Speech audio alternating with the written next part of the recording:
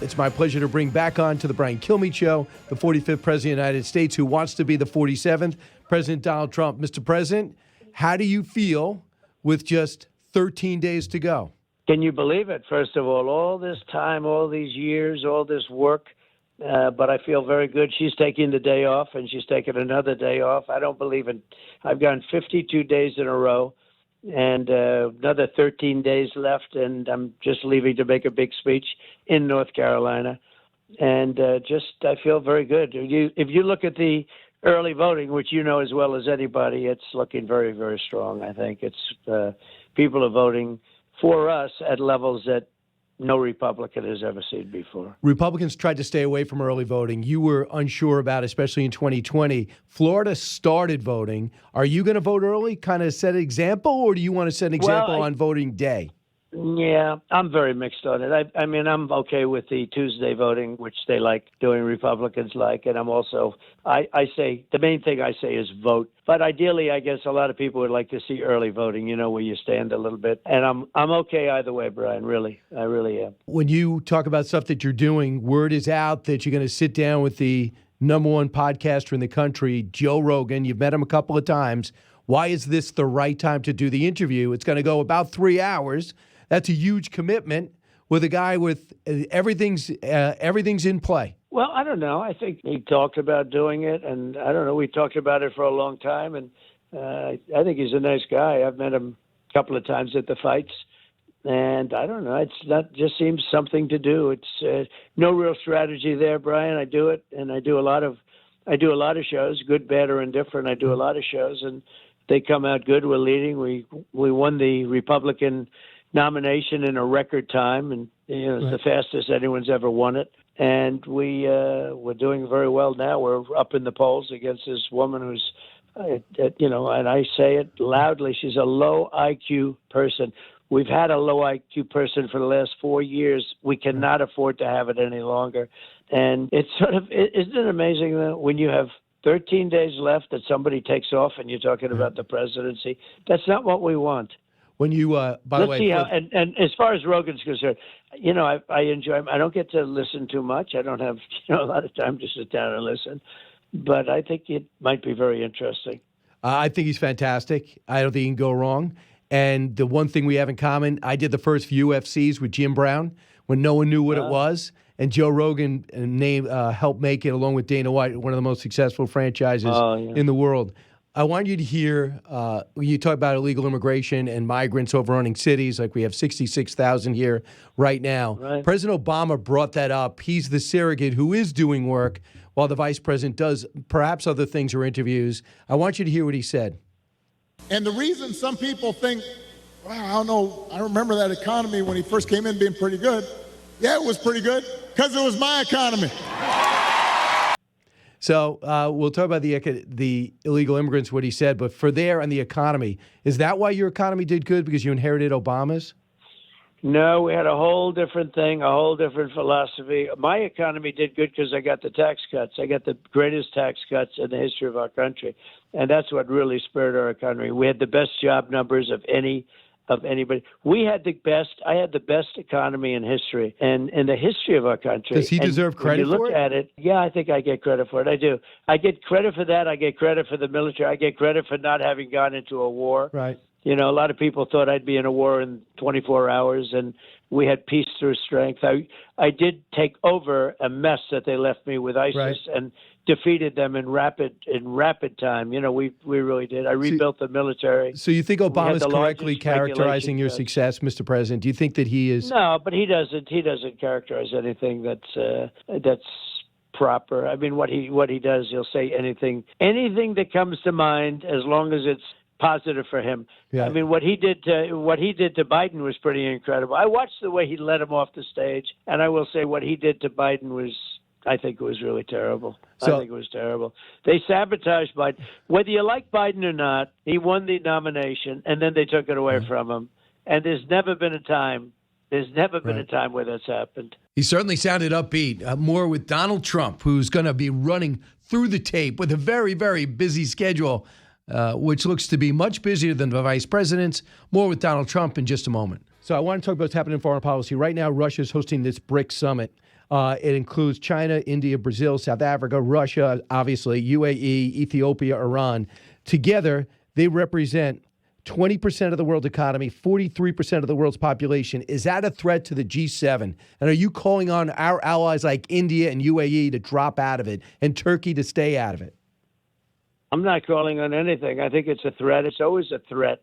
But the reason that threat is there is because Biden and Kamala are so pathetic as leaders. They're the worst administration in the history of our country. Jimmy Carter looks brilliant by comparison. I mean, they are the worst. There's never been anything like this administration. They are incompetent. They don't know what they're doing, and we'll end up in World War III over these people. So, I mean, I'm just blaming them. Because, frankly, if we had a real president, if we had a president that knew what he was doing and a vice president that could help, and she's worse than him. She's worse than him. I really believe that. I think she'll be actually worse than him. But you do look at BRICS as a threat, and that's something you want to address because they want to get off the dollar. The de-dollarization is what Russia wants to do.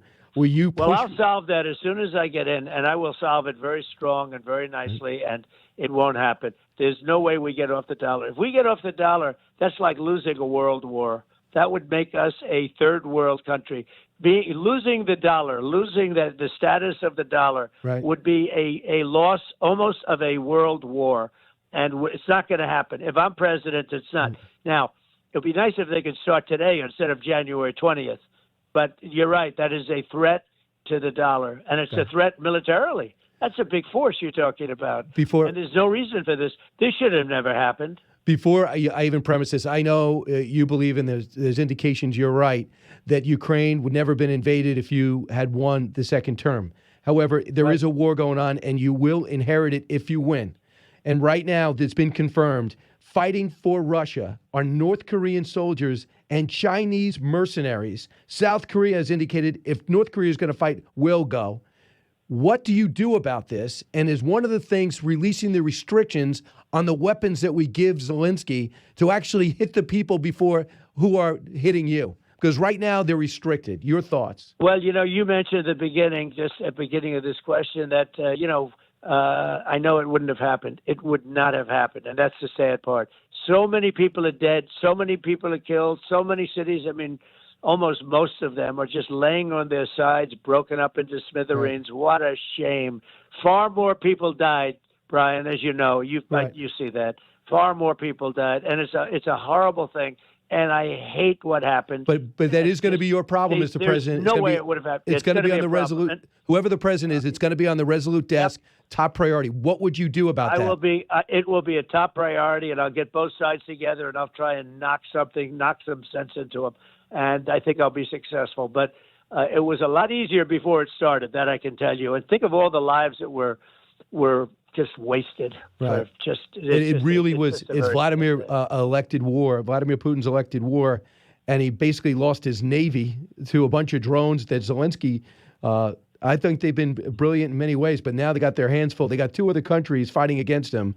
I wonder. And you didn't see that coming. By the way, you didn't see that coming, Brian. You got other countries going, and you have an incompetent president, and you have an incompetent vice president. She's more incompetent than he is. I want you to hear what's happening. Elise Slotkin, Democrat, Senator Casey, Democrat, are using you in their ads in a positive way. Listen. Sammy Baldwin got President Trump to sign her Made in America bill. That's why I wrote a law signed by President Trump forcing drug companies to show their actual prices. Casey bucked Biden to protect fracking, and he sided with Trump to end NAFTA and put tariffs on China to stop them from cheating. Do they deserve credit? Well, you got two others, because you have in Ohio that's happening, and there's a couple of others too. I guess it's a compliment, but I just hope it doesn't affect the race. I would imagine it's probably a compliment. No, they're all saying that we were with Trump on the tariffs. At least tariffs are finally becoming popular.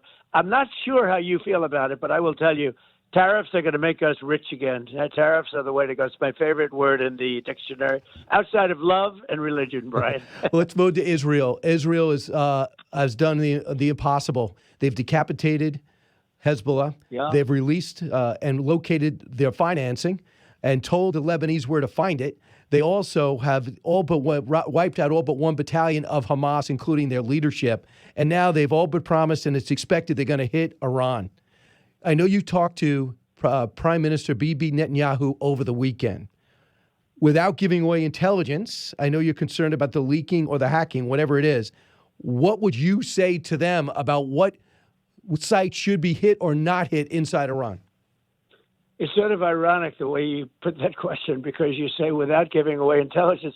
Brian, our intelligence or their intelligence has been totally leaked. That was a massive leak. And somebody is a real enemy to have done that. They've leaked the entire, 70, whatever it is, different plans and versions of it to the world.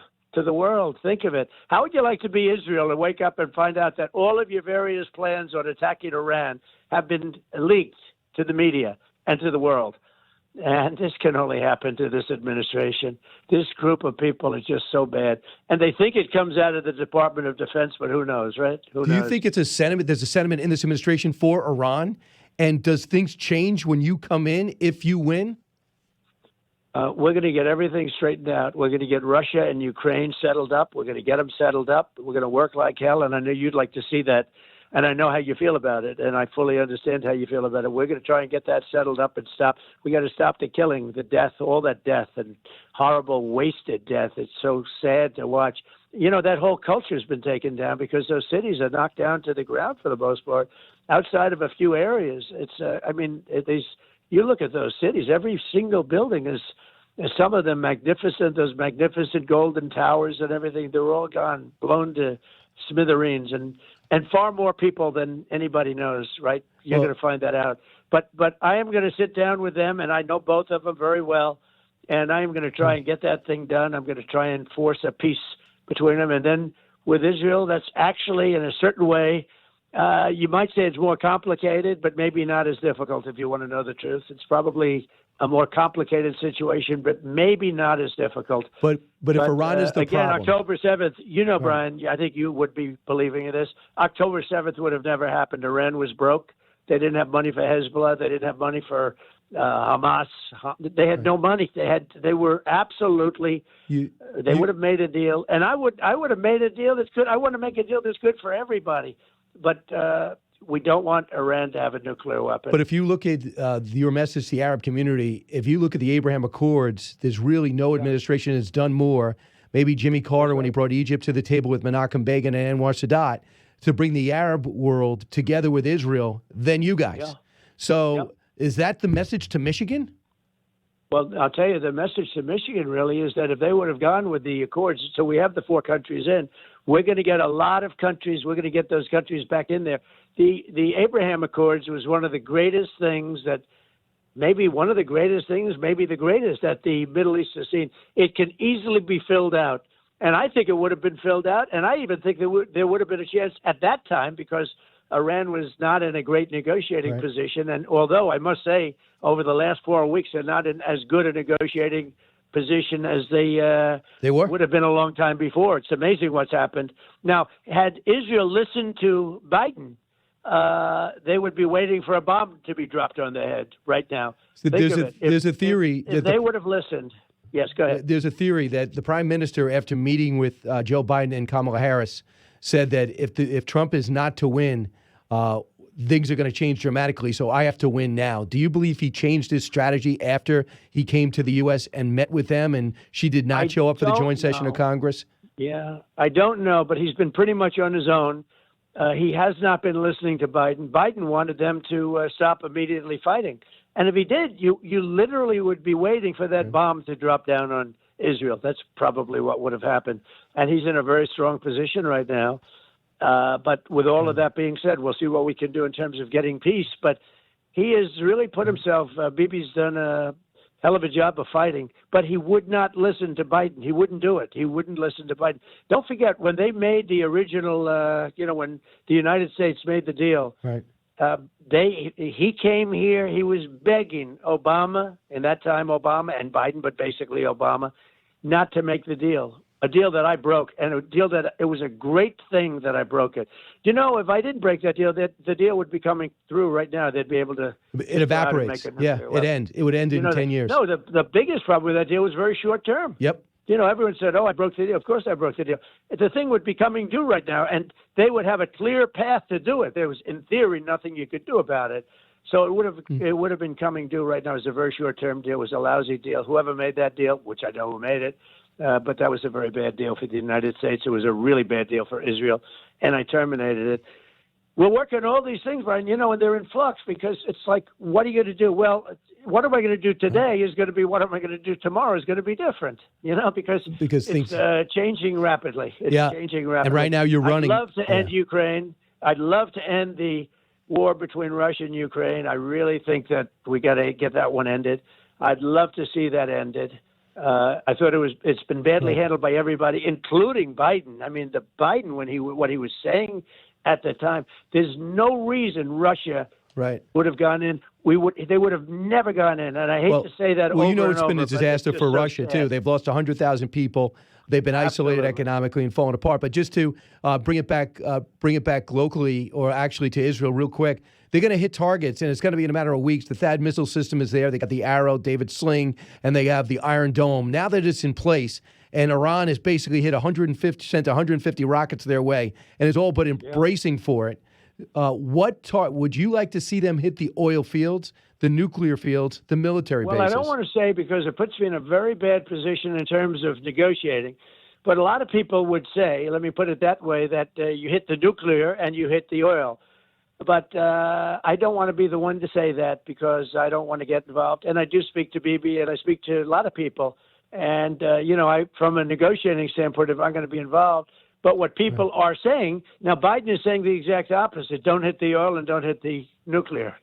He's taking the opposite approach. Everything, in history, Brian, if over the last 40 years you went the exact opposite of Joe Biden, every single decision, the exact, even if you look at the World Trade Center, let's not hit him, right? Let's not hit Osama bin Laden. Yeah, he let's said, not hit him. Don't take bin Laden. If you would take the exact opposite of Biden every single time, you would be one of the greatest foreign policy experts in history. Part of the reason why they seem to have just kicked him to the curb. So more with Donald Trump right after this. So I hope you're enjoying the interview with President Donald J. Trump. As we get set, 13 days and counting until it's all said and done. We went 30 minutes, took a couple of breaks. Here's more of my interview, kind of exclusive, with the 45th president, who really believes he's about to be the 47th. I want to talk about something in New York that you can relate to, and that's Danny Penny. This hero Marine, in my view, sees a problem on a subway car and used his training to subdue Jordan Neely. Sadly, maybe due to some drugs in the system, we don't know, he loses his life. Now he's on trial, at stake his freedom, maybe 15 years in prison. Your take on what he's going through, and what would you like to see happen? Well, I guess you have to look at the record of the other gentlemen. We're talking about like 30 or 35 arrests or something like that. It was rough. You're going to have to hear from the people in the subway, because they were very, very scared. They were, from what I understand, very scared. And I'd have to look at it in a little more detail, but it sounded to me like he was very aggressive in the subway, and they were afraid for their lives. And I assume they have some of those people testifying. So we'd have to take a look at that. But it's an awfully tough case, I think. It's an example of crime in the subway. I mean, there's always been crime in the subway in New York, especially in the 70s and 80s. But it is dangerous now, and as Good Samaritan standing up, and now he's on trial when almost nobody else in New York, aside from you, is. The other thing that comes to mind is you're going to be at Madison Square Garden.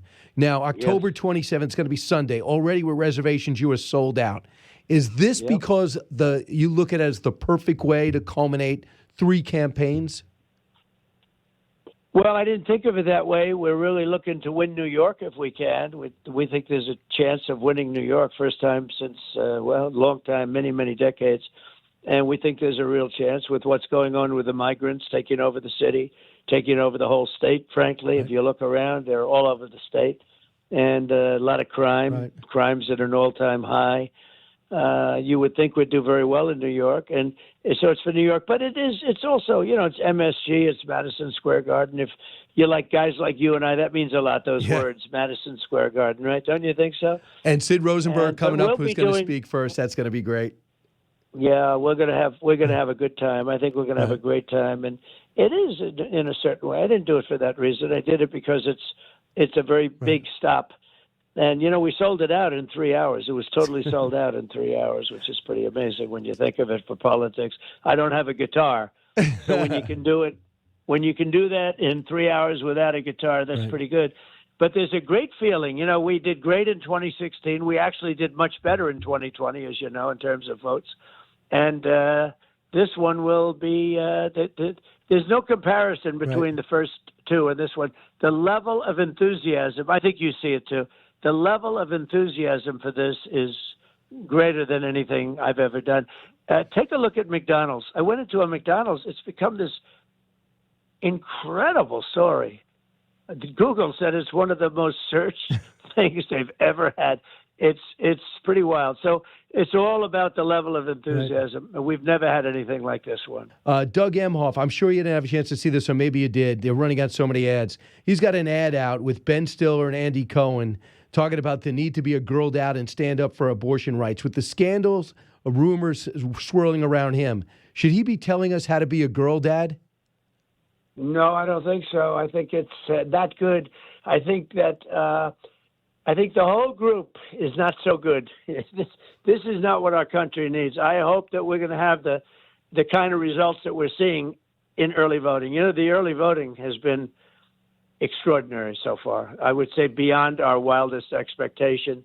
If you look at North Carolina, you look at Georgia, I guess somebody, I think the Atlanta paper came out with about a 4 or 5 point spread already that we're leading. And we seem to be doing very well in early voting, but who knows? You have to get it over the top. There's great enthusiasm. We've never had, hey, look, it's my third time doing this, and we did incredible in 16. We did better in terms of voting by millions of votes. The second, we've never had enthusiasm like now. And part of the reason is because they've been so bad. In other words, they've been so bad. You love competition. You like to break down the numbers. Out of the 7 battleground states, what worries you the most? Cheating. Which one, though? Which state? No, all of them. I mean, they cheat. All of them. I mean, the biggest risk to me, I think we win it easily. I think I would have just campaigned at 30% of what I've done. I haven't taken a day off in 52 days. And now I have 13, and she's sleeping today, and she'll sleep, I hear, tomorrow too. She's going to sleep all day. She's like Biden; she likes to sleep a lot. Well, no, I haven't taken days. I have not taken days off at all. Nor should I. This is the big thing. This is going to be make America great again. We can't take a chance. Our country, if we don't win this race, our country is in serious jeopardy. Well, one sports question, but before I do that, this quote from Barack Obama. He wants you to believe, meaning to Trump, if you elect him, he will round up whoever he wants, ship them out, and all our problems will be gone. When I hear Donald Trump talk, he's very quick to say, Kamala, you're the vice president. You had it for 4 years. He said, dude, you were the president for 4 years. Why haven't you done it? What's your response to Obama? Well, I did do it. We had the strongest border in history. I built hundreds of miles of wall. I did do it. If you look at that famous chart, that now very famous chart, the lowest point that we've had for virtually So why does he say this, was Mr. the President? Last day. Why is he? What kind of attack plan is that then, do you think? Like, do you notice when he's attacking you? I don't care what he says. Look, I mean, the guy, I thought he was a very divisive president, not a good president. And look at the kind of things, look at the mistakes they made when he was president. He was, frankly, compared to Biden, he was good. Compared to this group, he was good. But he was a very divisive president, not a good president at all. But when they say, why didn't Trump do it? I did do it. I built hundreds of miles of wall. I was going to build 200 more that were all set to be put in place. And these people didn't do it. And we had the best border in history. And for him to say that is just pretty amazing. But that's all right. Let him say it. Here's the good news about Obama. Nobody listens to him. When the vice president is campaigning, she's doing town halls with Liz Cheney. She's trying to get disenfranchised Republicans. Why do you think she's doing these town halls with Liz Cheney? Liz Cheney had the biggest loss in the history of the United States Congress, losing by almost 40 points. Think of it. The biggest loss, because most people, when they're down that much, if they're in Congress, what they do is they resign before going through a humiliation like that. She is so bad. She was a war hawk, like her father, a war hawk. He was the one that pushed Bush into the Middle East and spent $10 trillion. I mean, think of it, $10 trillion, and we got nothing but death. Everybody got death out of it, loss and death. And Liz Cheney, it's very interesting because here you have somebody that went into the Middle East, and she's trying to get. This is the man who strongly wanted to get into the Middle East and kill the Arabs, and she's trying to get Arab support, and she's got Liz Cheney, of all people. And Liz Cheney was a war hawk. That's why I never got along with her. She wanted to go to war with everybody. You know, big, brave Liz Cheney. Let's kill a lot of people. So it's disgraceful. We know that. I think it's a huge negative for her, by the way, for Kamala, as the expression goes. Why do you think she's not campaigning at all with President Biden? And what do you think that? What message is that? Well, I think she's not campaigning at all. She's off today, and she's off tomorrow or the next day. And I've gone 52 days in a row. And we have 13 left, and I won't be taking off. Right. I will not be taking off. But think of it. She's off today, and she's going to be off tomorrow. David, this is not what we want for a president. So when I used to cover sports, they used to say, yeah, Donald Trump's up there with George Steinbrenner as usual. You guys used to go in the Yankee heyday, the good and bad days. You sit there and watch George Steinbrenner erupt or cheer. Very consequential guy. Now your mutual friend Randy Levine is running things. I try to get some inside information about the World Series. First one in New York since 2009. First time they met since 1981. Donald Trump, your prediction on the World Series seen on Fox. Game 1, Game 2 will be out in Los Angeles. Your thoughts about how long it goes and who's going to win? Well, I'm going to say the Yankees. You know, Randy is a great friend of mine. George and the family.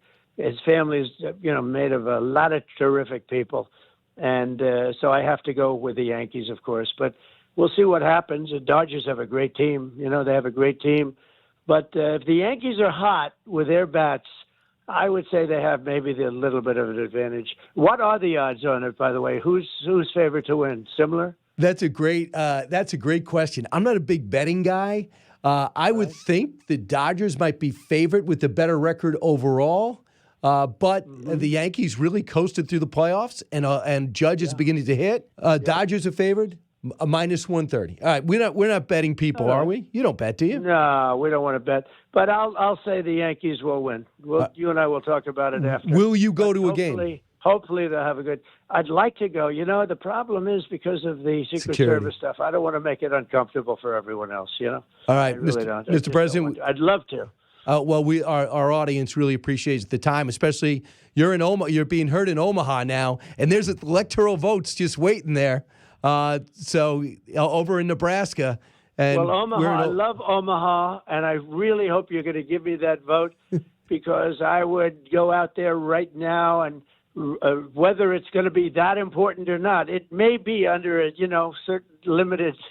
Under a limited circumstance, it could be a very important vote. But I do great in Nebraska. I'd love to get that Omaha vote. You know, it's a little bit segmented from the rest. I understand. They should have done. They had a little bit of a rogue senator out there who decided that he wanted to get a little free publicity, so he didn't get that done. But that's okay. I would love to get that. I would love to get that vote. And to the people of Omaha, please be nice to me. Thank you. Yes, and you could vote early and set an example if you wanted to in Florida. That would be an interesting decision.